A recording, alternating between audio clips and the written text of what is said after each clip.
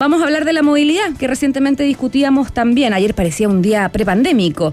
Las calles llenas, autos llenos, metros llenos, colegios también, por supuesto. Y queremos hablar de cómo ha bajado la movilidad y también cómo ha subido a raíz también del desconfinamiento con Leonardo Vaso, académico de la Facultad de Ciencias Físicas y Matemáticas de la Universidad de Chile y director también del Instituto de Sistemas Complejos de Ingeniería. ¿Cómo está, Leonardo? Buenos días.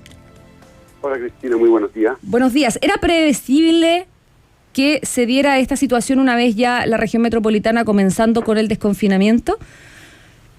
Sí, por cierto, era predecible que hubiera un aumento de movilidad con el cambio de fase. Son cosas que hemos ido observando desde el año pasado.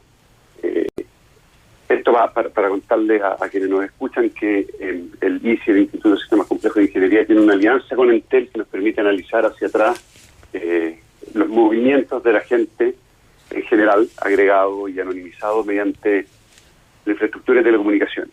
Y habíamos visto efectivamente en el año pasado y los cambios de fase pasadas que la movilidad, por supuesto, se recupera cada vez que hay cambio de fase.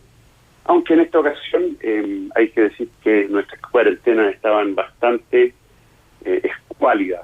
Laxas, estaban siendo demasiado, no había demasiada adhesión a ellas.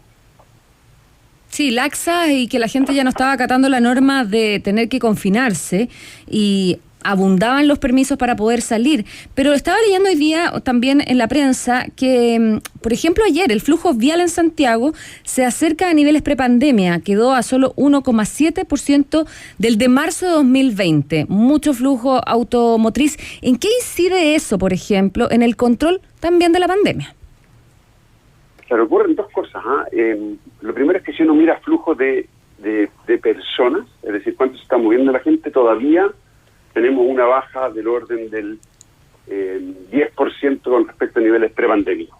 Uh-huh. Y sin embargo, el tráfico está acercándose a niveles prepandémicos. Parte de lo que sucede es que hay viajes que se desplazaron, viajes que ocurrían en transporte público y que ahora ocurren en transporte privado. Sí. Entonces, ese desplazamiento hace que la congestión se vea bastante agravada, a pesar de que todavía no tenemos todo el flujo que podríamos tener, porque todavía falta el flujo asociado a colegios y asociado a universidades. Claro que todavía en horas puntas son importantes. Claro, todavía no se regresa a la normalidad o a la presencialidad completamente. Pero ahí ustedes en el Instituto de Sistemas Complejos de Ingeniería detectaron que la movilidad este año ha sido mayor a la que se registró en 2020. ¿Eso quiere decir que la gente acató de mejor manera el confinamiento y las restricciones de movilidad el año pasado que este? De todas maneras. Nuestras cuarentenas 2021 fueron aproximadamente la mitad de efectivas que las cuarentenas 2020, en un gran promedio. Cuando uno mira el periodo de marzo a junio del 2020, que es como la primera gran ola, ¿cierto?, en Chile y particularmente en la región metropolitana, la movilidad bajó 32%. 3 de cada 7 viajes dejaron de realizarse. No es ninguna maravilla, por cierto, pero fue lo que en ese momento permitió el control de contagio, en ausencia de cualquier otra medida. Ahora, en 2021, la baja de movilidad nacional promedio fue solo de 18%, en algunos lugares que, estando en cuarentena total, solo dejaban de hacer 1 de cada 10 viajes. Entonces fue una cuarentena muy escuálida, la verdad, con poco éxito, con harta disipación a medida que iban transcurriendo las semanas.